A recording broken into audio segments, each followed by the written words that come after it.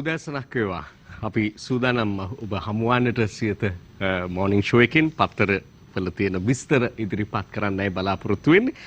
අද මේ විදිහට මුණ ගැහෙනකොට ආරම්භයේදීම කියන්න වෙන්නේ ඊයේ අපට අහන්නට ලැබුණු පුවත පිළිබඳව කොරෝනා වසංගත තත්ත්වයෙන් මියගිය 8 වන පුද්ගලයා පිළිබඳවත් වාර්තා වනවා. ඒ සමගම තමයි අද දවස උදා වෙන්නේ.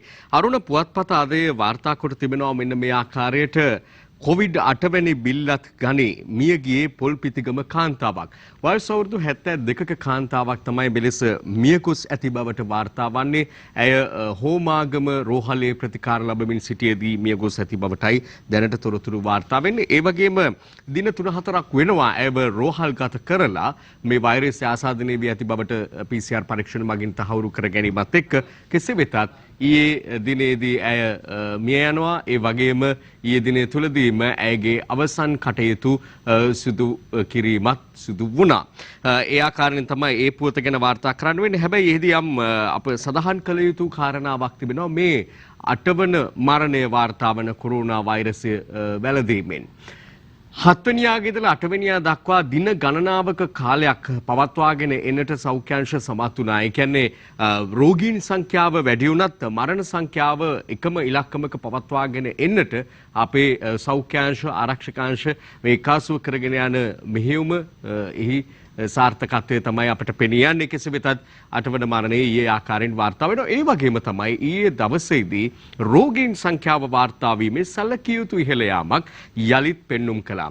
ඊයේ උදෑසන වෙනකොට මේ විදිහට පත්තර වාර්තා කියවමින් අපි ඔබ මුණ ගැහෙනකොට 718ක් වෙච්ච රෝගීන් සංඛ්‍යාව 751ක් දක්වා ඉහළ ගොස් තිබෙනවා. අද ලංකාදීප පුවත්පත මේ පිළිබඳ වාර්තා කරනවා. කොරෝනා 751යි 194කට සුවයි. එකත් හොඳ පුවතක්. ක්‍රමානුකූලව සුවවන සංඛ්‍යාවත් 200ට ආසන්න වෙමින් තිබෙනවා. මරණ 8යි කියලා නවතම තත්ත්වය ලංකාදීපේ එලෙස වාර්තා කොට තිබෙනවා. ලංකාවේ තත්ත්වය එසේ වෙනකොට අප සූදානම් ලෝකයේ මේ පිළිබඳව තත්ත්වයක් විමසා බලන්නට ඒ අනුව අපි වඩාත් අවධානය යොමු කරනවා ඇමරිකා එක්සත් ජනපදය වෙත. ඊට පෙර ආතෝ අපි සමස්ත සංඛ්‍යාලේඛන බැලුවට පස්සේ 36,42,772ක් විදිහට තමයි ආසාදිතින් සංඛ්‍යාව මේ වන විට පෙන්눔 කරන්නේ. ඒ කියන්නේ 35 ලක්ෂයත් ඉක්මවනවා ආසාදිත සංඛ්‍යාව 36 ලක්ෂයත් ඉක්මවනවා. ඒ වගේම මියගිය සංඛ්‍යාව 2,50,000 ඉක්මවනවා 2,52,220ක් විදිහට වාර්තා වෙනවා. ඒ වගේම 11,94,263ක් ලෝකේ සමස්තය සුව වූ සංඛ්‍යාව විදිහට වාර්තා කරන්න පුළුවන්. අර කිව්වත් වගේ ඇමරිකා එක්සත් ජනපදයේ තත්ත්වය ගත්තොත් එහෙම රෝගීන්ගේ සංඛ්‍යාවම වාර්තා වෙනවා 12,12,785ක් විදිහට. ඒ වගේම මියගිය මුළු සංඛ්‍යාව 69,915ක් විදිහට වාර්තා වෙන්නේ. තවමත් දහස ඉක්මවන මරණ සංඛ්‍යාවක් දිනකට එක්කාසු වෙනවා ඇමරිකා එක්සත් ජනපදයේ තුල පමණක්. ඇමරිකාව තමයි තවමත් මේ ආසාදනයට ගොදුරු වී සිටින රටවල් අතරින් ඉදිරියෙන්ම සිටින්නේ වැඩිම රෝගීන් සංඛ්‍යාවක් වැඩිම මරණ සංඛ්‍යාවක් වාර්තා වන රට විදිහට. අපි ඒ අතරේ අනිකුත් කාරණා වෙතත් අවධානය යොමු කරන්නට බලාපොරොත්තු වෙනවා සහ විශේෂයෙන් අදත් කියන්න ඕනේ මේ තිබෙන පත්තර වාර්තා අතර බහුතරය කොරෝනා වසංගතයට සම්බන්ධිත ඒවා. ඇඳිරිය දිනවල කොළඹ ගම්පහ කළුතර පුත්තලම වැඩ මෙහෙමයි කියලා ලංකාදීප පුවත්පත අද ප්‍රමුඛ පුවත විදිහට වාර්තා කරනවා. ඒ කාරණා කීපයක් ජනාධිපති මාධ්‍යාංශය විසින් නිකුත් කරන ලද නවතම නිවේදනයට අනුකූලව වාර්තා කිහිපයක් එකාසු කොට තිබෙනවා මේ පුවත් වාර්තාවට. රාජ්‍ය හා පෞද්ගලික ආයතන 11 වෙනිදා සිට යාලි ඇරේ. පෞද්ගලික ආයතන විවෘත කිරීම උදේ 10ට. බස් හා දුම්රියවල ගමන් රැකියාවලට යන අයට පමණයි. සේවයට කැඳවිය යුතු අත්‍යවශ්‍යම අය පමණයි. නිවසින් බැහැර යාම අත්‍යවශ්‍ය ද්‍රව්‍ය මිලදී ගැනීමට පමණයි. සෞඛ්‍ය උපදෙස් පිළිපැදීම අනිවාර්යයි කියලා මේ වාර්තාවේ තවදුරටත් සඳහන් වෙනවා. දැන් මේ වාර්තාවල කියවුණු ආකාරයට ගත්තහම වඩාත් අවධානය යොමු කරලා තිබෙනවා මේ රැකියාව සඳහා එහෙම නැත්නම් අත්‍යවශ්‍ය සේවා කටයුතු සඳහා පිටත් යන අය පිළිබඳව තමයි වැඩි අවධානය යොමු කොට තිබෙන්නේ. ඒවට ඒ අයට ප්‍රමුඛත්වය ලබා දෙමින් කටයුතු කරන්න කියන එකත් ඒ වගේම අර හැදුනුම්පත් අවසාන අංක ක්‍රමය ක්‍රියාත්මක වන බවත් අපි වෙසසින් සඳහන් කරන්නට ඕනේ. ඒ සමග අපි ඉදිරියට ගමන් කරද්දී තවත් බොහොම අභිමාන අපමානයක් ආඩම්බරයක් අපේ රට අපේ ආරක්ෂකාංශ හමුදාව පිළිබඳව ඇතිවන පුවතක් මට මව්බිම පුවත්පතෙන් දකින්නට ලැබෙනවා. එයත් බලලම ඉදිරියට ගමන් කරමු කියලා හිතුවා. අපේ හමුදාවට ලොවේ දෙවැනි තැන WHO තේරීමක්. ලෝක සෞඛ්‍ය සංවිධානයේ කරන ලද සමීක්ෂණයකට අනුව හදිසි ආපදා අවස්ථාවන්හිදී ක්ෂණික ප්‍රතිචාර දක්වන හදිසි ආපදා කණ්ඩායමක් වශයෙන් ශ්‍රී ලංකා යුද හමුදාවට ලෝකයේ දෙවන ස්ථානය හිමි වෙලා තිබෙනවා. ඒ තාමත්ම සුවිශේෂ ජයග්‍රහණයක් එක පැත්තකින් අප ලබන අපට මතකයට නැගෙන්නේම පහුගිය 30 අවුරුදු යුද්ධය තුලදී එන් පසුව පහුගිය වසරේ ඇති වූ ත්‍රස්තවාදී ප්‍රහාරය වෙලාවේදී ඒ වගේම ස්වභාවික වේසනයන් වලදී අපේ ආරක්ෂක අංශ කටයුතු කළ ආකාරය ඉතාම ප්‍රශංසනීය මෙහෙවරක් වුන් කලා අතරින් ගොඩබිම හමුදා විදිහට යුද හමුදාව දැනෙන දැවැන්ත කාර්යභාරයක් ඉටු කරා මේ කොරෝනා වසංගත තත්ත්වය තුලත් එය ලෝකයේම පැසසුමට මෙලෙස බඳුන් වී තිබෙනවා. අපි ඒ සමග තවදුරටත් ඉදිරියට ගමන් කරමු ප්‍රධාන පුවත් වාර්තා කිහිපයක් වෙත. අපි දිවයින පුවත්පතටයි මීළඟ අවධානය යොමු කරන්නේ. දිවයින ප්‍රධාන සිරස්තලය මැතිවරණ නීතියට අනුව ඡන්දය තියන්න. නීතිපති මැකෝට උපදෙස් දෙයි. ඉදිරි පාර්ලිමේන්තු මැතිවරණය මැතිවරණ නීතියට අනුකූලව පැවැත්වීමට පියවර ගැනීම යෝග්‍ය බව නීතිපති දප්පුලද ලිවේරා මහතා ඊයේ මැතිවරණ කොමිසමේ සභාපති මහින්ද දේශප්‍රිය මහතාට ලිඛිතව දන්වා යවා ඇති බව සඳහන්. මේ පිළිබඳ විමසීමක් මැතිවරණ කොමිසමේ සභාපති මහින්ද දේශප්‍රිය මහතා විසින් නීතිපතිවරයා වෙතින් සිදු කෙරෙනු ලැබුවා. ඒට ප්‍රතිචාරය තමයි මෙලෙස ලැබී තිබෙන්නේ මැතිවරණ නීති අනුව කටයුතු කරමින් ඡන්දය පැවැත්වීම සඳහා අවශ්‍ය පරිසරය සකසා ගන්නා ලෙස.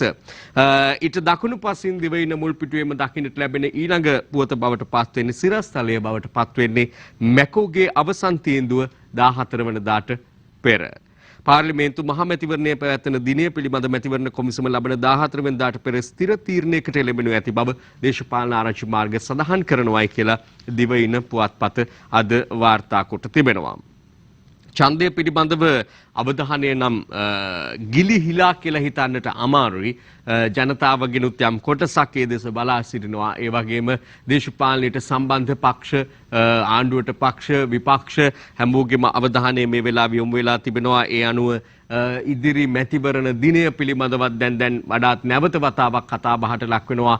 ජුනි 20 වෙනිදා ඡන්දය පවත්වන්නට පුළුවන් වේවිද බැරි වේවිද කියන කාරණාව පිළිබඳව කෙසේ වෙතත් රට වර්තමානයේ පවතින තත්ත්වය අනුව ගත්තට පස්සේ මේ කොරෝනා වසංගතය දැනට පවත්වාගෙන යන පාලනය කරගෙන තිබෙන තත්ත්වය අනුව ගත්තට පස්සේ බොහෝ දෙනා මත පළ කරන්නේ 20 වෙනිදා යොදාගත් පරිදි මැතිවරණය පැවැත්වීමට හැකි වේවි කියන එකයි.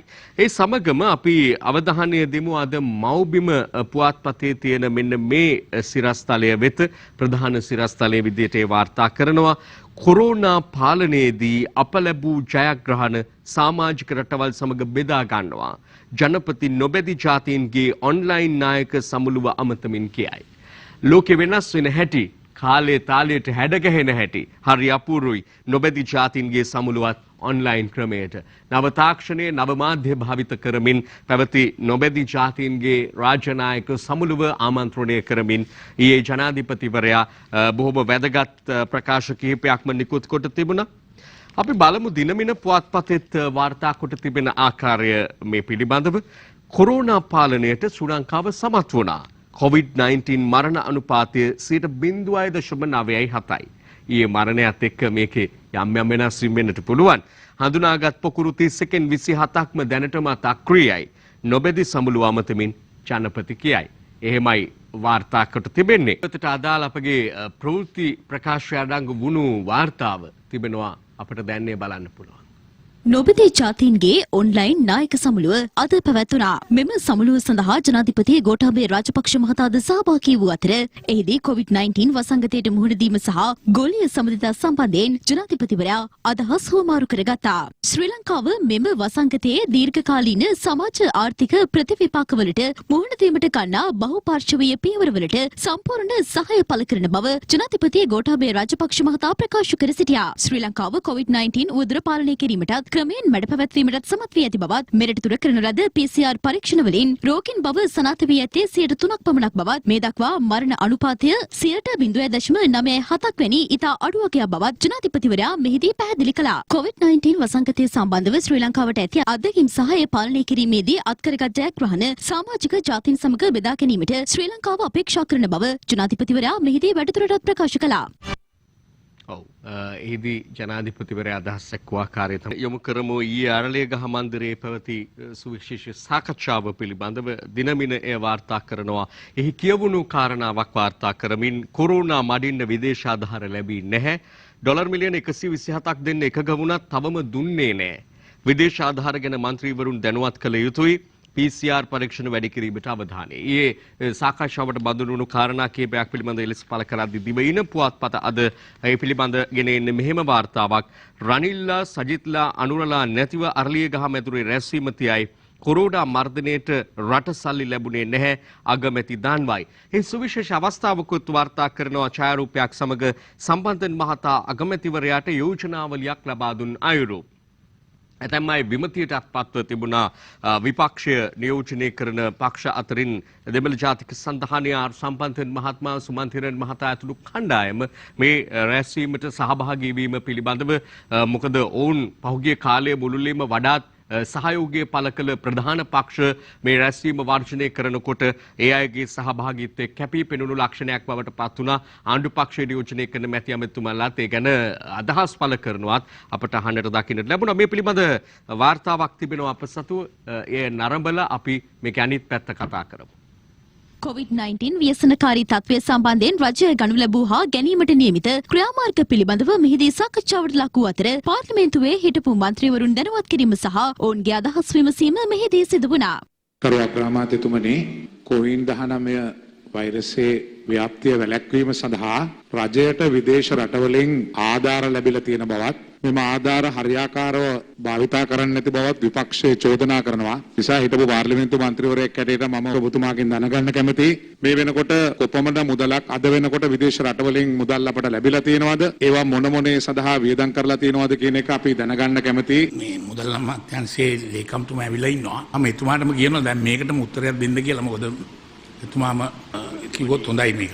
ලෝකයේ ප්‍රධාන වශයෙන් තියෙන මල්ටිලැටරල් ආයතනයක් වන වර්ල්ඩ් බැංක් එක මේ වෙනකොට ක්‍රයිසිස් රෙස්පොන්ස් කියලා ඒ ස්කීම් එක යටතේ එකඟ වෙලා තියෙනවා ඇමරිකානු ඩොලර් මිලියන 127ක් ලබා දෙන්න. එතකොට ඒ 127 තාම අපිට ලැබිලා නැහැ. දැනට මම මුදල් ලේකම්වරයා හැටියට එම ඇග්‍රීමන්ට් එක විතරයි අත්සන් කරලා තියෙන්නේ. ඩොලර් මිලියන 128ක්. හැබැයි ද වෙනකොට තාම මුදල් ලැබිලා නැහැ. අපි රුපියල් වලින් වේදම් කරපු ඒවට රීම්බර්ස් කරගන්න පුළුවන් වෙයි යම්කිසි කොටසක්. ඒක තනිකරම ඒ 127ම තියෙන්නේ සෞඛ්‍ය අමාත්‍යාංශය සහ කොවිඩ් සම්බන්ධ වේදම් පියවා ගැනීම සඳහා. ද්‍රව්‍යමය ආධාර ලැබිලා තිනවා. ගරු අගමැතිතුමනි, පුරාම PCR පරීක්ෂණය පවත්වාගෙන යනවා. එන්නතක් සොයාගන්නකම් අපි දන්නවා PCR එක සැරයක් හෝ දෙසරයක් මතාවක් සමහරලාට කරන්න සිදු වෙනවා. ඒ නිසා එය ව්‍යාප්ත කිරීමට කටයුතු කරන මෙන් මාගෙන් දැසිනවා. ඒ වගේම අද මෙතන උත්තරයක් മന്ത്രിවරු ඇමතිවරු සිටිනවා. යෝජනා කරනවා මම ඉල්ලා සිටිනවා නියතමානීව අපිට ලැබෙන පෙන්ෂන් එකෙන් ටර්ම් වැටුවෙන් එක මාසයක් හෝ PCR පරීක්ෂණ කිරීම සඳහා ලබා දෙනවා නම් හොඳයි. සමාජ මාධ්‍ය තුල සිඟිති පාතාලයක් නමින් පුංචි දරුවන් ඒ තත්වයට පත්වීමේ ප්‍රවණතාවයක් තිබේ. ඒ වගේම යෝජනා කරනවා ගරු අග්‍රාමාත්‍යතුමනි, පාසල් කාලයේ ආරම්භ වෙනකන් ඔබතුමාගේ කලා වගේ දරුවන්ට අහුම්කන් දීමට වැඩපිළිවෙලක් හදලා දෙනවා නම් තාමත්ම මේ අවස්ථාවේ හැටියට කාලෝචිතයි කියලා යෝජනා කරනවා. මේ ලැබෙන්නේ උතුම් වෙසක් පුර 15ක් පොහොය දවස තුනිදට. ඒ දවසේ අපිට සමරන්න වෙන්නේ නැහැ අපි වෙනද සැමරුවා වගේ. ඉතින් මම හිතන්නේ විහාරස්ථානවල මේ පාර වැඩසටහන ක්‍රියාත්මක වෙන්නේ නැහැ. ඒ නිසා මම හිතන්නේ මාධ්‍ය එක channel එකක් සම්පූර්ණයෙන්ම වැඩසටහන එදා දවස තුලදී ක්‍රියාත්මක කරන්න කියන ඉල්ලීම මේ වෙලාවේදී විශේෂයෙන් මතක් කරනවා. හැම වාද්‍යම වගේ මම සූදානම් වෙලා ඉන්නවා. මේ අපේ රටේ අපේ ජනතාව බඩගිනි ඉන්න අපිට දෙන්න බෑ. කොළඹට එන ඩිස්ට්‍රික් වල ඉඳලා මිනිස්සු ඇවිල්ලා ඉන්නවා. මිනිස්සු බඩගිනි ඉන්න. ඒක අපි බලන්න ඕන. අද රටට අපිට ඇල්කොහොල් අවශ්‍ය නැහැ. ඒ නිසා පුළුවන් තරම් අපිට අවශ්‍ය ආකාර නිෂ්පාදනය කිරීමට මේ අවස්ථාව මාගේ අවසර දෙන්න ඕන.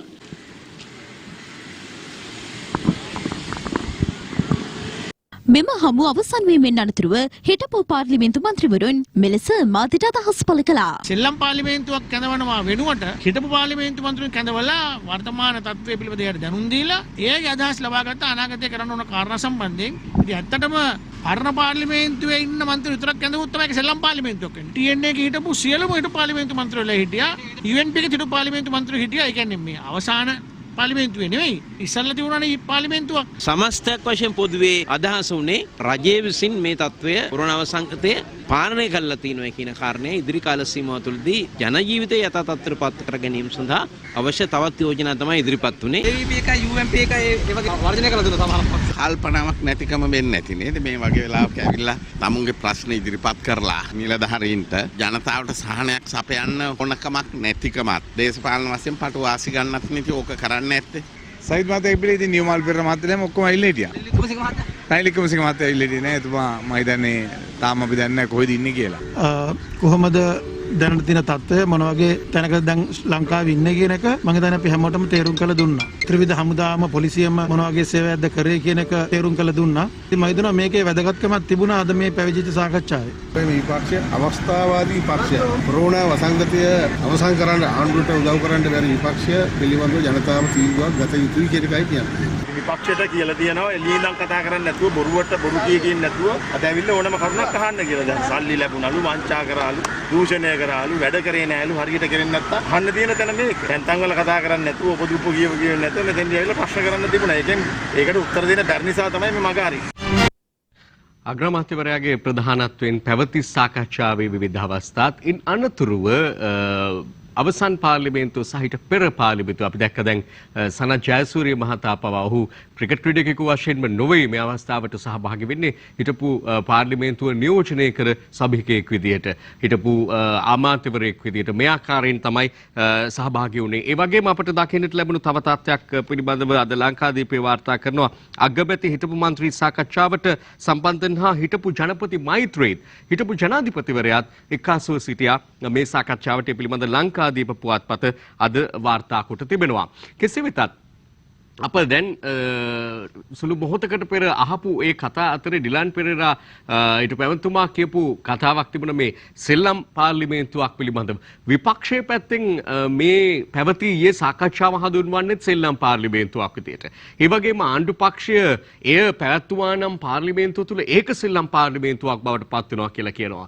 කවුද කොහොමද මෙතන සෙල්ලම් කරන්නේ කාත් එක්කද සෙල්ලම් කරන්නේ අවසාන වශයෙන් ජනතාව එක්කද මේ ඔක්කොම එකතු වෙලා සෙල්ලම් කරන්නේ කියන ප්‍රශ්නය අපට එනවා. කෙසේ වෙතත් ඊයේ පැවති සාකච්ඡාව පිළිබඳවත් එහි යම් අනිකුත් කාරණා පිළිබඳව විපක්ෂය දකින්න හැටි දරණ මත අපට දැන් බලන්න පුළුවන්කම තිබෙනවා. අපි ඒ වෙතත් අවධානය යොමු කරමු.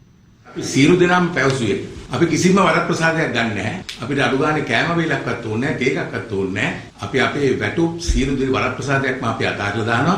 අපිට කිසි දෙයක් ඕනේ නැහැ ආණ්ඩුවට සහයෝගය දෙන්න. මේ කොරෝනා වෛරසය මේ රකින් තුරන් කරන්න ඉවර කරන්න අපේ සම්පූර්ණ සහයෝගය දෙන්න පාර්ලිමේන්තුව නැවත කැඳවන්න. නමුත් පාර්ලිමේන්තුව නැවත කැඳවන්න පුළුවන්කම තියෙද්දි අගමැතිතුමා 225ම කැඳවන අරලිගහ මන්දිරයට. ඉතින් අපිට අගමැතිතුමාගේ අරලිගහ මන්දිරයට ගිහිල්ලා එතනින් ගිහිල්ලා කෑම වේලක් කන්න කාලේ ඉන්න අවශ්‍යතාවයක් නැහැ. මොකද අපි කියන කිසි දෙයක් ගණන් ගන්නෙත් නැහැ, අපි කියන දෙයක් අහන්නෙත් නැහැ. මේ සෙල්ලම් කරන්නේ පාණ්ඩු රටේ ජනතාවත් එක්ක. රටේ ආර්ථික තත්ත්වය සම්පූර්ණයෙන් බිඳ වැටිලා. එදිනෙදා සමාජ කටයුතු සම්පූර්ණයෙන්ම වැටිලා. අද දරුවන්ට පාසල් 45 ලක්ෂයක් දරුවන්ට පාසලට යන්න පුළුවන් කමක්. රාජ්‍ය යන්ත්‍රයේ ක්‍රියාත්මක නැහැ.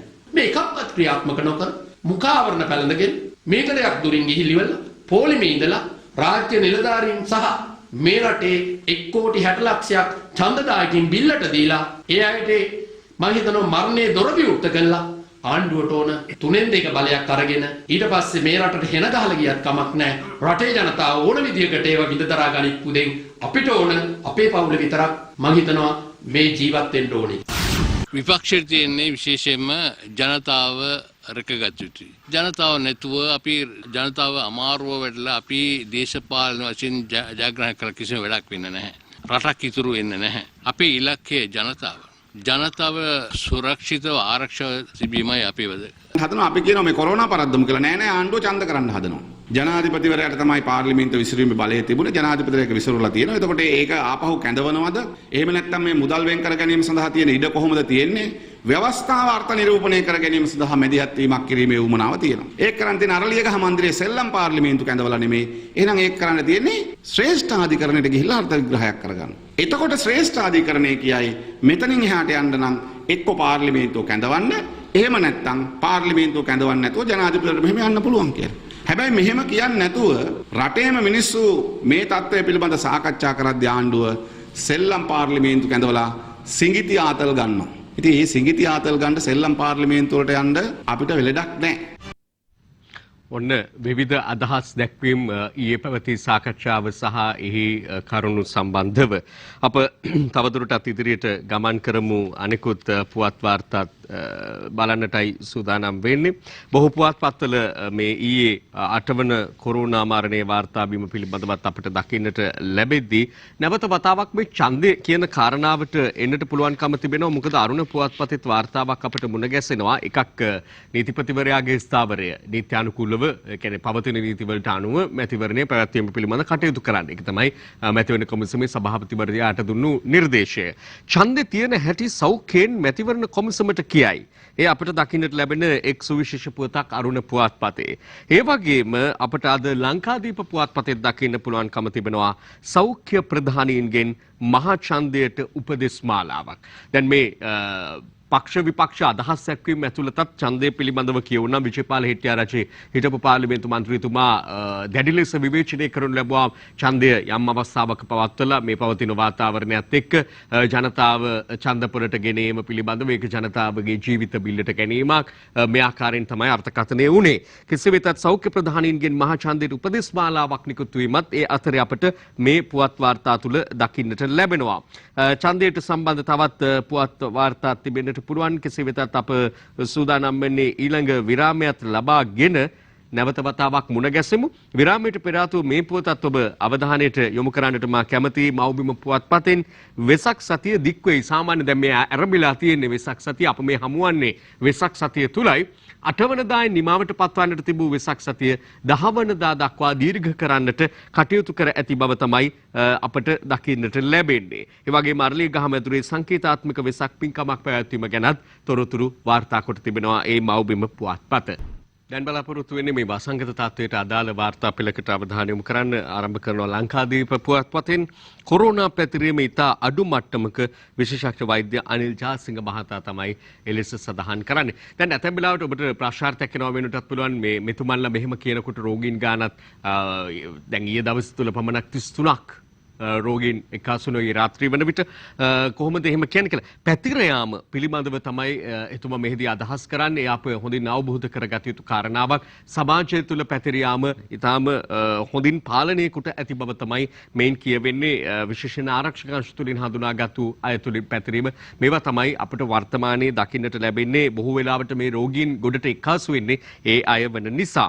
ඊළඟට අපි මව්බිම පුවත්පතට අවධානය යොමු කරනවා. එහිත් සඳහන් වෙනවා සෞඛ්‍ය සේවා අධ්‍යක්ෂ ජෙනරාල්වරයාගේ තවත් අදහස් දැක්වීමක්.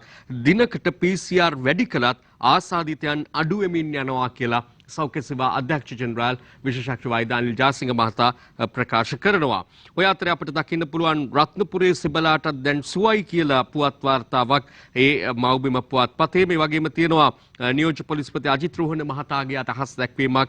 ඇඳිරි නීතිය ලිහිල් කළත් සෞඛ්‍ය නීති තදින් ක්‍රියාත්මක වන බව තමයි ඔහු සඳහන් කරන්නේ. ඒ නිසා අර හැම විටම මුඛ ආවරණය පැළඳීමේ ඉඳලා හැම පුරුද්දක්ම හැම සෞඛ්‍ය ආරක්ෂිත ක්‍රමවේදයක්ම එලෙසින්ම අනුගමනය කිරීමට අප බැඳී සිටින බව අප කැමැති ඔබට අවධාරණය කරන්න. හැඳුනුම්පතේ අවසන් අංක අවසරයේ 11 වනදා සිටයි කියලත් එහිම අපට තවදුරටත් දකින්නට ලැබෙනවා. ඊළඟට අපි අවධානය දෙමු දිවයින පුවත්පත වෙත. දිවයිනේ සඳහන් කොරෝනා මර්ධනයට දසවැදෑරුම් යෝජනාවලියක් සෞඛ්‍යවෘත්තීය සමිති නියෝජිතයෝ ඇමතිනි පවිත්‍රාට බහර දෙති. සෞඛ්‍ය අමාත්‍යතුමියට සෞඛ්‍යවෘත්තීය සමිති නායකයෝ විසින් ලබා දුන්නු දසවැදෑරුම් යෝජනාවලිය පිළිබඳව එලෙස දිවයින පුවත්පත වාර්තා කොට තිබෙනවා. ඊළඟට අපි දකින්න දිවයින පුවත්පතේම අපි මුඛාවරණ ගැනත් කියපු නිසා මේ ගැනත් කියලාම ඉදිරියට ගමන් කරමු. ගුවන් ගමන්වලදී මුව ආවරණ අනිවාර්යයි. මේක ලංකාව තුළ පමණක් නෙවෙයි ලොව පුරා බොහෝ ගුවන් සේවා සමාගම් මේ අනුව කටයුතු කරන බවයි කියවෙන්නේ. ඒ අනිවාර්ය. පාස්පෝර්ට් එක අවශ්‍ය වෙනවා වගේම ගුවන් ගමන් වලදී අත්‍යවශ්‍යයෙන්ම අවශ්‍ය වෙන දෙයක් විදිහට මේ මුඛ ආවරණය නැත්නම් මුව ආවරණ නම් කරන්නට කටයුතු කරනවා කියලා දිවයින එලෙස වාර්තා කොට තිබෙනවා. අපි දින මින පුවත්පතයි මීළඟට බලන්නේ. ඇඳරි නීති ඉවත් කළ පසු එළියට යන අය ආසාදිතයෙක් නොවි යලි නිවසට එන ඉතාමත්ම වැදගත්. ඇඳරි නීති ඉවත් කළ පසු එළියට යන අය ආසාදිතයෙක් නොවි නිවසට එන්න. ඒක ඔබට වගේම ඔබේ ආදරණීයන්, ඔබේ පවුලේ අය, හිතවතුන් මේ කාටත් මේ රටට කරන මහඟු සේවයක් විදිහට තමයි සලකන්නට පුළුවන්කම තිබෙන්නේ. ඒ වගේම මේ තවදුරටත් රජයෙන් කරන නිවේදනයත් සඳහන් වෙනවා. අවදානම් දිස්ත්‍රික්කවල ඇඳරි නීතිය පැවතියත් 11 වෙනිදා ජන ජීවිතය යථාවත් වේ කියලා දක්වා තිබෙනවා. ඒ වගේම රාජකාරී සඳහා යාම හැඳුනුම්පතේ අවසන් අංක 90යි කියන එකත් දිනමිනත් තවදුරටත් පෙන්වා දී තිබෙනවා. PCR මගින් රෝගීන් වාර්තා වීම 3% දක්වා පහළට. නියෝජ්‍ය සෞඛ්‍ය සේවා අධ්‍යක්ෂිකා විශේෂඥ වෛද්‍ය පබා පලිහවඩන මහත්මයාත් කියන්නේ PCR පරීක්ෂණ පැවැත්වීම වැඩි කර තිබෙනවා. දැන් ඒ දිනේ තුල පමණක් 1600කට එහා ප්‍රමාණයක් PCR පරීක්ෂණ පවත්වා ඇති බව තමයි තොරතුරු වාර්තා වෙන්නේ. කෙසේ වෙතත් හමු වන රෝගීන් සංඛ්‍යාව පහළ යමින් පවතින බවක් තමයි ඔවුන් නම් සඳහන් කරන්නේ. ඊළඟට අපි අවධානය යොමු කරනවා එම පුවත්පතේම තියෙන මෙන්න මේ වාර්තාව වෙතත් විශ්වවිද්‍යාල නැවත විවෘත කිරීම කල්යයි. පාසල් වලට සමගාමීව විශ්වවිද්‍යාලත් විවෘත කිරීමට සූදානම්ව තිබුණේ 11 වෙනිදා සිට. එය ක්‍රමානුකූලව අධ්‍යයන වශයෙන් විවෘත කරන්න තමයි බලාපොරොත්තු වෙන්නේ හිටියේ. හැබැයි ඒ වුණාට විශ්වවිද්‍යාල ආරම්භ කිරීමත් කල්යන බව තමයි දිනමින නම් වාර්තා කොට තිබෙන්නේ. ඒ වගේම පාසල් ආරම්භ කිරීම අනිවාර්යෙන්ම කල්යන තත්ත්වයක් තමයි දැන්ට පෙනී යන්නේ. දිනවකවානු ඉදිරියේදී රාජ්‍ය මගින් නිවේදනය කරાવી. අපි අරුණ පුවත්පතට දැන් අවධානය යොමු කරන්නට සූදානම් වෙනවා. මේ අරුණ පුවත්පතේ පාසල් ගැන අපි කතා කරපු නිසා ප්‍රධාන සිරස්තලයත් මේ සමගම උපුටා ගන්නට බලාපොරොත්තු වෙනවා. ජාතික මට්ටමේ නිර්දේශ මත පාසල් විවෘත කිරීමේ බලය පළාත් කමිටුවලට ආරම්භ කරන දිනයක් තවම නැහැ. අමාත්‍යාංශ ලේකම් ගේට්ටුව අසල දෑත් සෝදන ජලකරාම තිබිය යුතුයි. දවසකට දෙවරක් ඩෙස්ක් පුටු පඩිපෙළ විෂබීජ හරණය කරන්න. අතින් වතුර බොන්න බැහැ. බොන වතුර ගෙදරින්. මව්පියන්ට ගේට්ටු අසල රැඳී ඉන්නත් බෑ. වැදගත් සෞඛ්‍යාරක්ෂිත ක්‍රම කීපයක් පිළිබඳව සඳහන් වෙනවා. ප්‍රායෝගිකව මේවා ඉටු කිරීම පිළිබඳව ඇති අපහසුතා පිළිබඳව තමයි මා හිතන්නේ වඩාත් සාකච්ඡා කළ යුතුව පවතින්නේ. ගේට්ටුව අසල දෑත් සෝදන ජලකරාම සෑම පාසලකම ස්ථාපනය කිරීම අනිවාර්ය ලක්ෂණයක්. ඒ වගේම දවසකට දෙවරක් ඩෙස්ක් පුටු පඩිපෙළ විෂබීජ හරණයට ලක් කිරීම.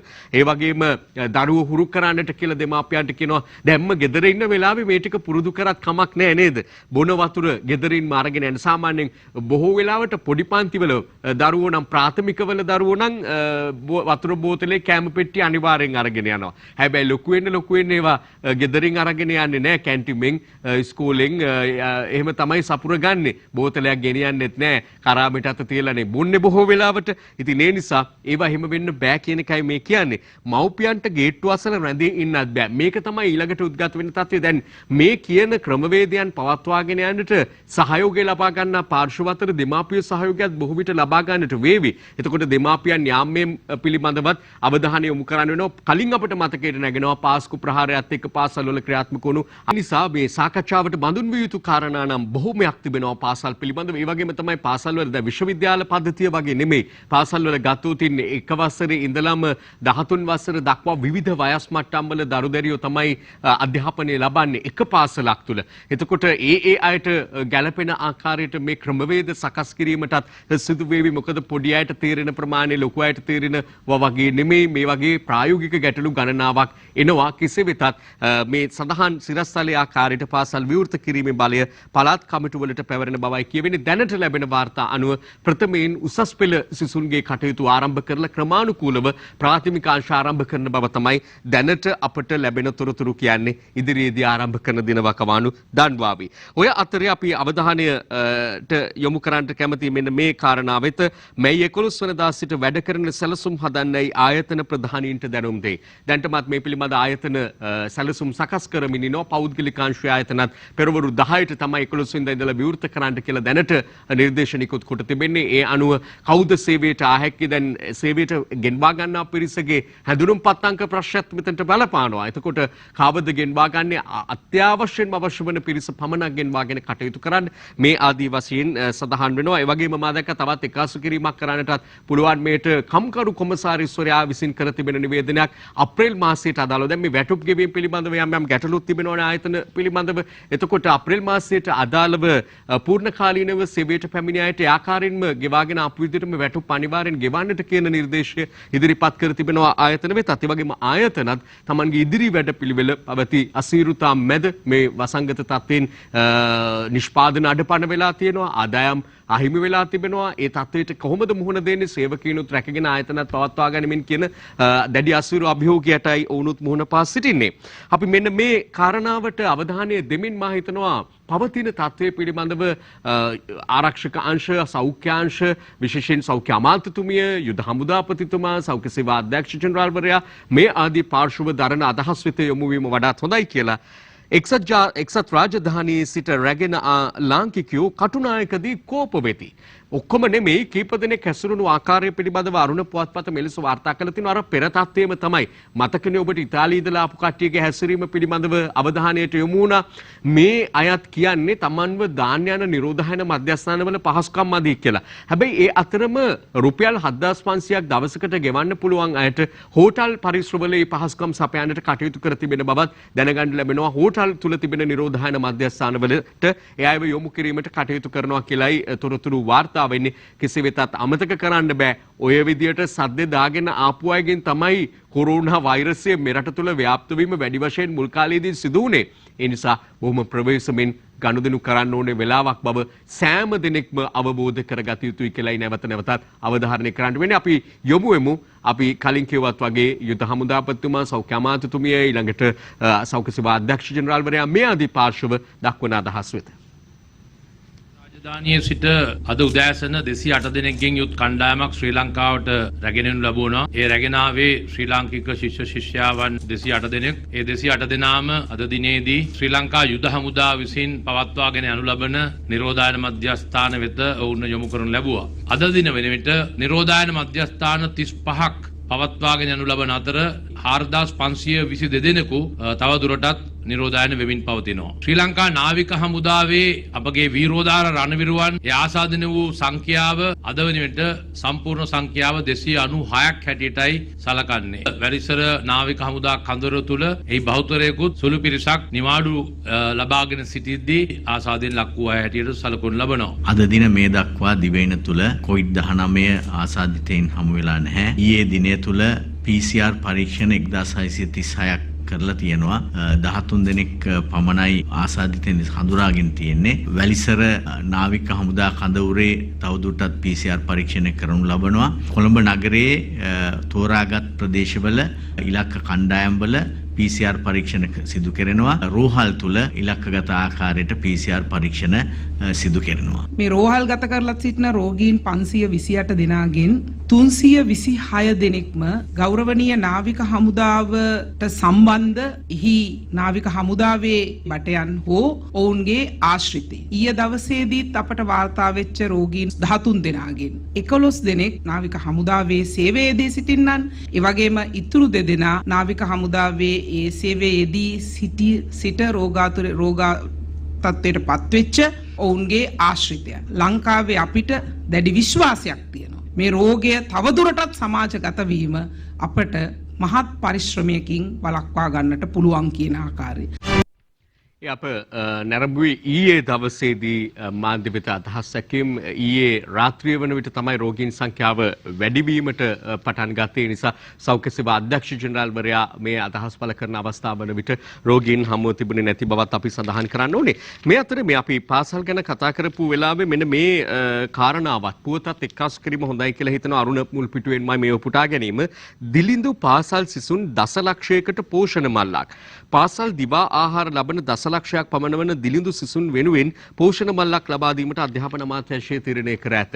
ඊටාම වටිනා වැඩපිළිවෙලක් බවයි බැලු බැලමටම පේන්නේ. සෞඛ්‍ය අමාත්‍යාංශයේ නිර්දේශ මත මාසයකට ප්‍රමාණවත් වන අයුරින් මෙම පෝෂණ මල්ල සකස් කරන අතර එම පෝෂණ මල්ලට අයත් වන ආහාර ද්‍රව්‍ය එක් ආයතනයකින් මිලට ගැනීම සම්බන්ධයෙන් අමාත්‍යාංශය අවධානය යොමු වෙලා තියෙනවා කියලා සඳහන් වෙනවා.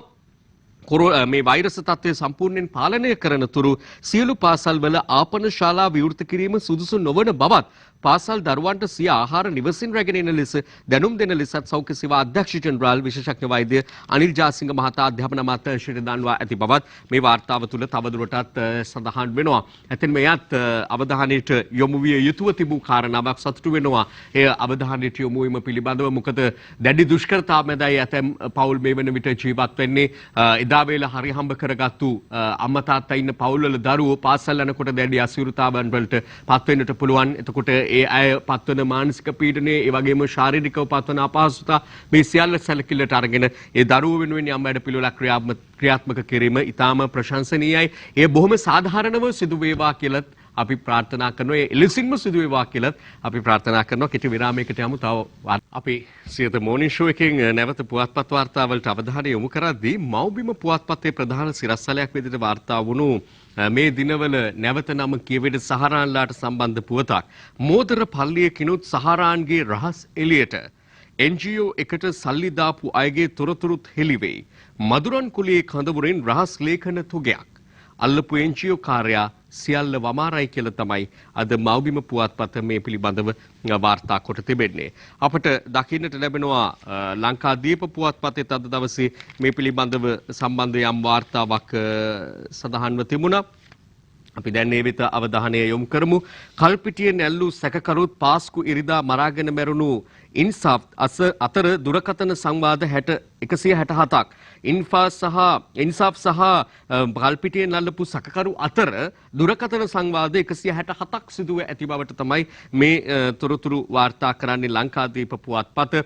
දැන් හරියට මේ බුද්ධාංශ මැදිහත් වෙලා මේ කොරෝනා වෛරසය වැළදී ඇත්තේ කවුද? ඒ අය ඇසුරු කළේ කවුද? ඒ ඇසුරු කරපු අය ඇසුරු කළේ කවුද? මේ ආදී දිගින් දිගටම හොයා යමින් ඒ අයව නිරෝධායනය සඳහා යොමු කිරීමට පියවර ගන්නාසේම එක පැත්තකින් මේ ත්‍රස්තවාදයට සම්බන්ධව සබඳකම් පැවැත්වූ අය කවුදයි සොයා එයාට නීතිය ක්‍රියාත්මක කිරීමත් මේ දිනවලම සිදුවමින් පවතින බව අපි විශේෂයෙන් අවධාරණය කරන්නට ඕනේ. මෙහි තිබෙන සුවිශේෂ වැදගත්කම තමයි එක්පසකින් අගරදුගුරු හිමිපාණන් බලාපොරොත්තු වන්නා පරිද්දෙන්ම කවුද මේකට වගකිව යුත්තේ කියන එක හරි හැටිම සොයාගෙන ඒ අයව නීති හමුවට ගෙනීම තවදුරටත් සිටින අයට එරෙහිව නීතිය ක්‍රියාත්මක කිරීම වගේම අනාගතයේදී මෙවැන්නක් ඇති නොවන්නට අවශ්‍ය ආරක්ෂිත ක්‍රමවේදය සකස් කිරීම සහ මේ සාමාන්‍ය ජනතාව අතර ගැවසෙමින් ත්‍රස්තවාදයට උඩගෙඩි සපයන්නේ කවුද කියන එක පිළිබඳව මේ පල්ලෙහා මට්ටමේ ඉන්න අය වගේම මහා පරිමාණයෙන් මේට අපෝපස්ථාන කරමින් ත්‍රස්තවාදය පෝෂණය කරන්නේ කවුද? දේශපාලන අධිකාරීන්ට සම්බන්ධ වන්නේ කවුද? මේ ආදිය සොයා යමින් එයව හඳුනා ගැනීමයි ඉතාමත්ම වැදගත් කාරණා විදියට අපට පෙනී යන්නේ. අප සූදානම් මේ සමගම තවත් වාර්තා කිහිපයක් වෙත අවධානය යොමු කරන්නට. එයත් අපි ආරම්භ කරමු අද ලංකාදීප පුවත්පතින්ම. ලංකාදීපේ තිබෙනවා ඊටාම සුබ පුවතකුත් මෙයත් අපි මුල් කොටසේදී සම්බන්ධ කර හැකි පුවතක්. මුල්ම කොරෝනා රෝගී නාවික භටයා සූවී ගෙදර යාම පිළිබඳව වාර්තා කොට තිබෙනවා අද ලංකාදීපේ වගේම පුවත්පත් කීපෙම.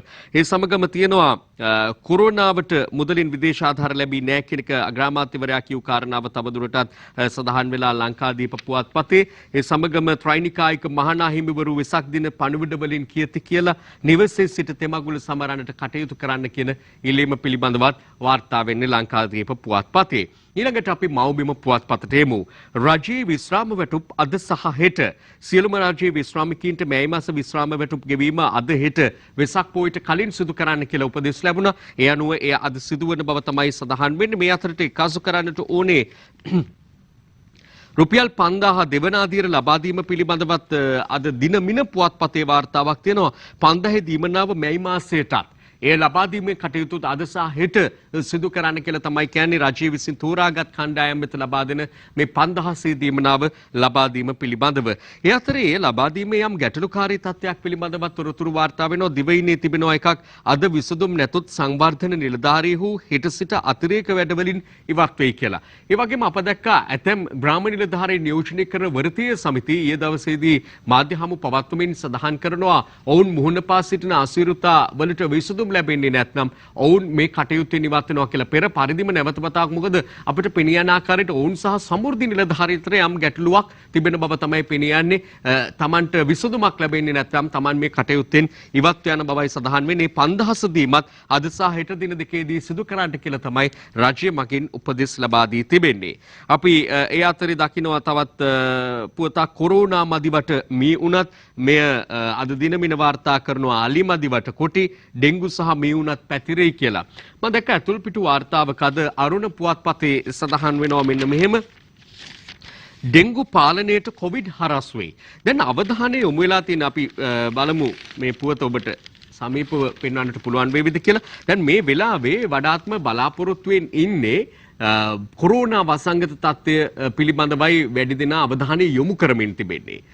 එහෙම තත්ත්වයක ඒ වෙතම අවධානය යොමු වීම ඩෙන්ගු පාලනයට ඉදිරියේදී එම නැත්නම් මීයුන වැනි රෝග පාලනයට බලපෑම් මෙල්ල කරන බව තමයි මේ පුවත් වාර්තාවෙන් කියවෙන්නේ. හැමෝගෙම අවධානය කොරෝනා වෙත පමණක් යොමුව තිබීම නිසා මෙහිදී විශේෂයෙන් අපි අවබෝධ කරගත යුතු තත්ත්වයක් තිබෙනවා. සෞඛ්‍ය අංශවලට සිදුව තිබෙනවා පවතින තත්ත්වයත් එක්ක කොරෝනා වෙත වැඩි අවධානය යොමු කරන්නට.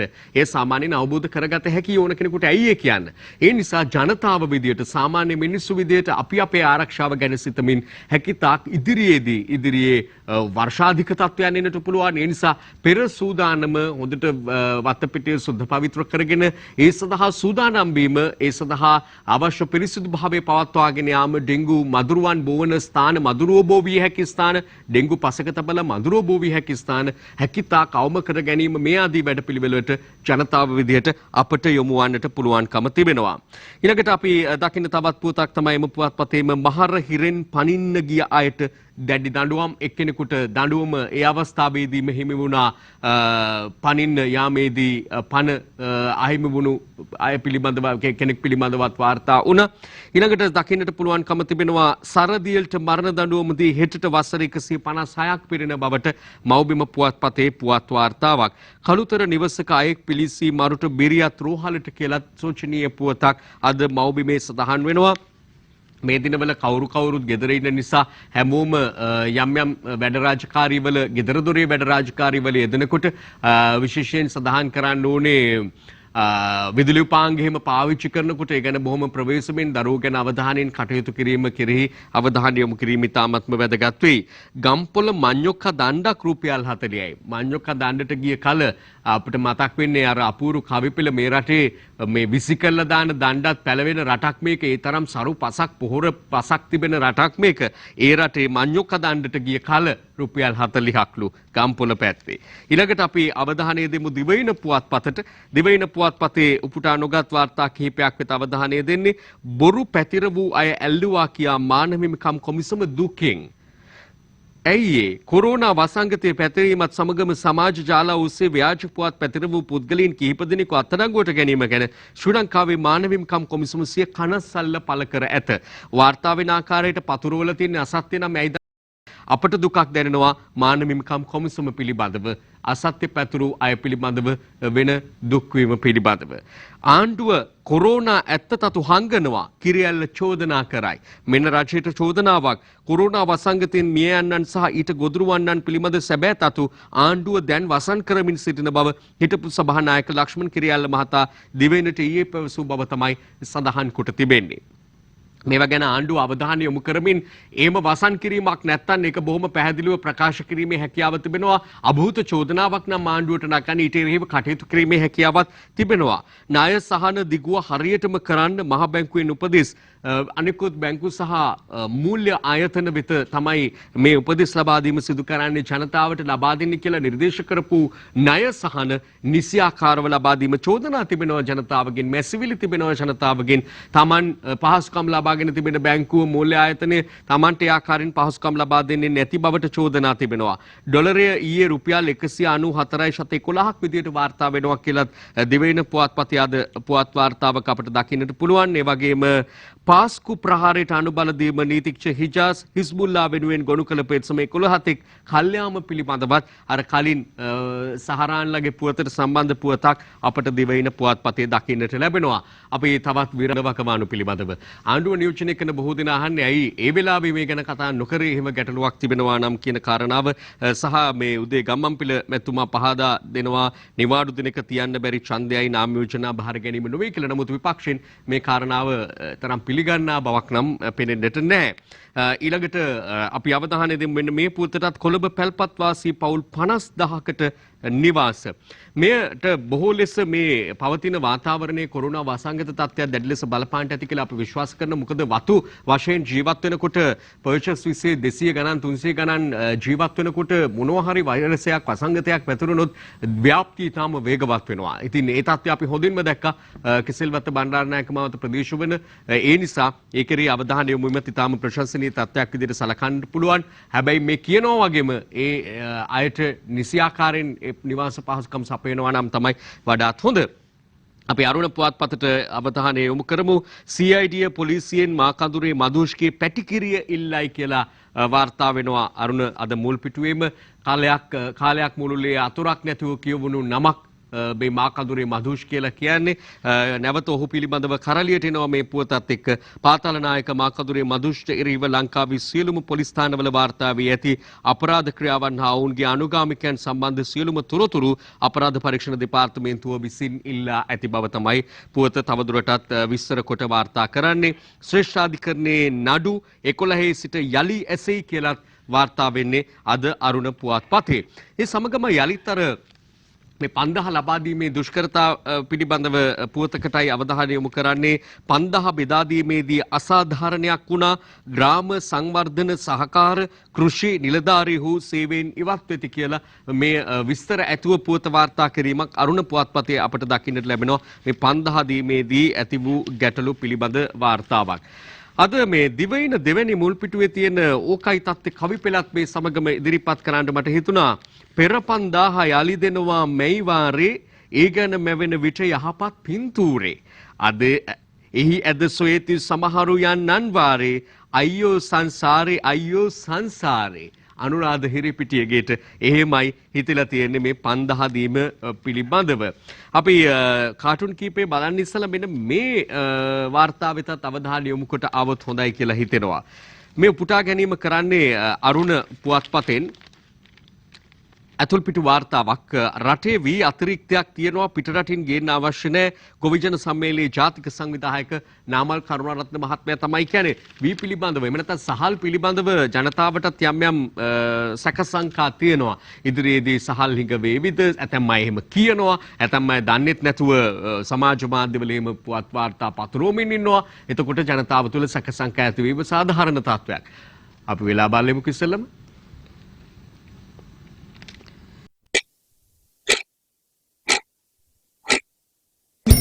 කුමාරිකා මුසු වූ නව සර්ෆ් එක්සෙල් දැතට සුමුදුයි පැල්ලම් මට්ටුයි. ඔව් ඒ අතර ගොවිජන සම්මේලනයේ ජාතික සංවිධායක නාමල් කරුණාරත්න මහත්මයා පෙන්වා දෙනවා රටේ වී අතිරික්තයක් තියෙනවා පිටරටින් ගේමේ අවශ්‍යතාවයක් නැහැ කියලා. එහෙමනම් සිදුවිය යුත්තේ සහල් තොග වී තොග එහෙම නැත්නම් සහල් කරපුවා කවුරුන් සගවාගෙන සිටිනවා නම් මහා පරිමාණ මෝල් හිමියන් මේ ආදී අය ව්‍යාපාරිකයන් ඒ වෙත මැදිහත් වීම තමයි කරන්නට තිබෙන කටයුත්ත. ඔය අතරේ අරුණ පුවත්පතේම දකින්න සුවිශේෂ පුවත් වාර්තාවක් මේ වෙලාවේ මේ වසංගත තත්ත්වය පිළිබඳව අපට මුල් කාලීන තොරතුරු ඇතැම් මේවා අමතක වෙලා ගිහින් කියලා හිතනවා. ඔබට මතකද මේ වසංගත තත්ත්වයට ගොදුරු වුණු ලංකාවේ වෛද්‍යවරයා මාධ්‍ය තුලින් ඔබ හමුවට ආපු වෛද්‍යවරයා ඔහු තමයි විශේෂඥ වෛද්‍ය ප්‍රියංකර ජයවර්ධන. ඔහු පිළිබඳ වාර්තාවක් කරුණු පුවත්පතේ තියෙනවා. මේක ඔහු ගැන කියනවටත් වඩා ඔහු අපට කියන දේ තමයි අපි වඩාත්ම අවබෝධ කරගත යුත්තේ. ඉදිකටු ගොඩකින් එකවර අනිනවා වගේ වේදනාවක් උගුරට දැනුණා. එහෙම වේදනාවක් කවදාවත් දැනිලා නැහැ. කොවිඩ් බලදී සුවය ලැබූ විශේෂඥ වෛද්‍ය ප්‍රියංකර ජයවර්ධන. මම හිතුවා මට මොනවා වුණත් කමක් නැහැ. මගෙන් තව කෙනෙකුට හැදෙන්න එපා කියලා. ඒ ප්‍රාර්ථනය තමයි දිගටම මගේ හිතේ තිබුණේ කියලා ඔහු කියනවා. ඒ වගේම ඔහුට ප්‍රශ්න මාලාවක් මෙමු වෙලා තිබෙනවා. කොහොමද ඔහුට වැළඳුනේ? ඔහු කටයුතු කළේ කොහොමද? ඔහු ගොඩාවේ කොහොමද? මේ ආදි වශයෙන් වෙලාව නැහැ මේ සම්පූර්ණ වාර්තාවම ඉදිරිපත් කරන්න. මම මේ කියුවේ මෙන්න මේ පුවත් වාර්තාව අද අරුණ පුවත්පතේ 9 වෙනි පිටුවේ තමයි සඳහන් වෙන්නේ. ඔබටත් හැකියාවක් තියෙනවා නම් කියවා බලන්න ආරාධනා කරනවා. ඔහුගේ අත්දැකීම් අප කාටත් වැදගත් වේවි. ඒ වගේම අපි අවධානය දෙමු දිවයින පුවත්පතේ මෙන්න මේ ඇතුල් පිටු වාර්තාවෙත් 5 වෙනි පිටුවේ කොරෝනා නිසා ඇමරිකාවේ ලක්ෂයක් මැරෙන බව ට්‍රම්ප් කියයි. දැන් 60,000ක් ඉක්මවල 70,000ට ආසන්න වෙලා තියෙනකොට රෝගීන්ගේ සංඛ්‍යාව ඔහු අනුමාන කරමින් අනුමානයන් ඉදිරිපත් කරමින් ඇමරිකානු ජනාධිපතිවරයා කටයුතු කිරීම ඇතැම් අයගේ නම් දැඩි දෝෂ දර්ශනයට ලක් වෙලා තියෙනවා. කියන්නේ ඇමරිකාවේ ජනාධිපතිවරයාට උනේ ලක්ෂයක් මරා ගන්නද කියලා තමයි ඇතැම් අය අහන්නේ. කෙසේ වෙතත් ඔහු කියනවා පුරෝකථනයක් කරනවා පවතින තත්ත්වයක් එක්ක ලක්ෂයක ජනතාවක් ඇමරිකාවේ මෙයයි. ලක්ෂයක ජනතාවක් මේ යනකොට කෙතරම් සංඛ්‍යාවක් රෝගයට ගොදුරු වේවිද? එයත් ඉතාම සුවිශේෂ තත්ත්වයක්. 12 ලක්ෂය ඉක්මවනවා මේ වන විටත් ඇමරිකාවේ රෝගීන් සංඛ්‍යාව. වොරන් බෆට් ඇමරිකානු ගුවන් සමාගම්වල සියලු කොටස් විකුණා දැමීමේ පිළිබඳ පුවතකුත් අපට වාර්තා වෙනවා විදේශ පිටුවෙන්. අපි සූදානම් වෙන්නේ කාටුන් කීපයකට අවධානය යොමු කරන්න. අපි බලමු කාටුන් පටන් ගමු වරක්ගේ සිතුවමෙන් දිනමින පුවත්පතේ. විපක්ෂයේ නාස්ලනුව තියෙන්නේ අපේ අතේ සහෝදරයා. මේ ජනතා විමුක්ති පෙරමුණේ ප්‍රධාන සහෝදරයෝ දෙන්නෙක් කතාබහේ. එහෙම වෙන්නේ කොහොමද සහෝදරයා? අනෙක් සහෝදරයානෝ ඒ කියන්නේ නායක සහෝදරයා අනුර දිසානායක මහත්තයා වගේ පේන්නේ එක්කෙනෙක් අනිත් කෙනා ලේකම්තුමා ටිල්වින් සුල මහත්තයා වගේ. එතුමා අහනවා එහෙම වෙන්නේ කොහොමද සහෝදරයා? අපි අරලියගහ මන්දිරයේ ආරාධනාව ප්‍රතික්ෂේප කළාම දැන් හැමෝම වගේ අපිව කොපි කරලා ඊයේ වෙච්ච තත්ත්වය පිළිබඳව තමයි ඔවුන් එහෙම කියන්නේ. ඒ ගැන තමයි වැඩි හරියක් අද කතා බහ කරනවා දකින්න පුළුවන්කම තිබෙන්නේ ඊයේ තිබ්බ සාකච්ඡාව පිළිබඳව. අද දිවයින පුවත්පතේ ජයරත්න වික්‍රමසිංහගේ Facebook කාටුනයත් ඒ පිළිබඳවමයි. අරලියගහ මන්දිරයේ රැස්වීමට රනිලුයි ගෝලියෝයි ගිහින් නැතිලු. ඉන්න ගෝලියෝ ගණන රටටම එළිවෙයි කියලා වෙන්නේ නැති. අපිට නොපෙනිච්ච පැත්තක්, අපි නොහිතපු පැත්තක් තමයි Facebook එකේ ජයරත්න වික්‍රමසිංහට හිතලා තියෙන්නේ. ගානෙලි වෙයි කියලාද දන්නේ නැහැ ගියේ නැති කියලා තමයි. මොකද කලින් එනවයි කියලා තමයි අන්තිමට ඉරිදා දවසේදී තීරණය වෙනස් වුණේ. ඔය අතරේ මේ ඔබට පෙන්වන්න ඕනේ මෙන්න මේ අරුණ පුවත්පතේ තියෙන කාටුන් එකත් අපි බලමු කැමරාව හරහා ඔබට පෙන්වන්නට උත්සාහ කරනවා. මේ ලිඳ ළඟ සංගමයක් රැස් වෙලා ඉන්න පාටක් තමයි පෙනෙන්නට තියෙන්නේ. ඈත අරලියගහ මන්දිරේ වගේ එකක් තියෙනවා. ඒකේ රැස්වීමක් පැවැත්වෙනවා. එළියේ රනිල් වික්‍රමසිංහ මහත්තයා වගේ කෙනෙක්, ඊළඟට අනුර දිසානායක මහත්මයා වගේ කෙනෙක්, රවුෆ් ෆකීම්, ඊළඟට සජිත් ප්‍රේමදාස මහතුමා මේ වගේ කීප දෙනෙක් දිය රෙදිත් ඇඳගෙන රෙදි අපුල්ලමින් ලිඳ ළඟ රැස් වෙලා දිය නාමින් සිටින අවස්ථාවක් තමයි, රෙදි පෙරදි හොදා ගනිමින් සිටින අවස්ථාවක් තමයි අපට දකින්නට ලැබෙන්නේ. මේ අද අරුණ පුවත්පතේ ඇතුල් පිටු කාටුනයක් තමයි ඒ අපි උපුටා ගත්තේ. ඊළඟට අපි අවසානයේට තෝරගන්නවා MD වීරරත්නගේ මරසිපාල කාටුනය. වෙසක් ගැනයි කතාව. මේ සැරෙත් වෙසක් නෑ නේද මරසිපාල? මරසිපාල හොඳ උත්තරයක් දෙනවා. ඔව් මේ සැරෙත් වෙසක් විකුණන්න බෑ. ගිය වතාවේ උන දේව මතක් කර දෙනවා. ගිය වතාවේ වෙසක් විකිණීම සෑහෙන්න අඩු වුණා. මේ පාර අඩුම වෙලා තියෙනවා. වෙසක් විකුණන්න ලැබෙන අවුරුද්දක් නෙමෙයි කියලායි සඳහන් කරන්නේ. සැබෑම වෙසක් සමරන්නට ලැබෙන අවුරුද්දක්. හැබැයි ඒ අතරේ අමතක කරන්න බෑ කල් තියලාම වෙසක් කූඩු ටික, වෙසක් සුබ පැතුම් ගෙන්වගෙන ලකලැහැස්ති වෙච්ච ඒයින්ම මාස ගණනාවක් කාලා බිල ජීවත් වෙච්ච පවුල් වලටත් දැඩි අසීරුතාවලට මුහුණ පාන්නට වේවි. කෙසේ වෙතත් සැබෑම වෙසක් මංගල්‍යයක සිරියාසිරි දකින්නට ලැබෙවි කියලායි අපිට නම් හිතෙන්නේ. පවතින තත්ත්වයක් එක්ක විශේෂයෙන් ප්‍රතිපත්ති පූජාවන්ට මුල් තැන දෙමින් සමරන ඓතිහාසික වෙසක් සමරුමකට රටම සූදානම් වෙද්දී ඒ සඳහා සියත අපිත් සූදානම් බව ඔබට මතක් කරමින් සමු ගන්නවා. ඔබට සුවදායක දවසක් වේවා. දිනපතා අලුත් වීඩියෝ සහ ප්‍රවෘත්ති නැරඹීමට ඉහත බටන් එක ක්ලික් කර සියත TV සබ්ස්ක්‍රයිබ් කරන්න.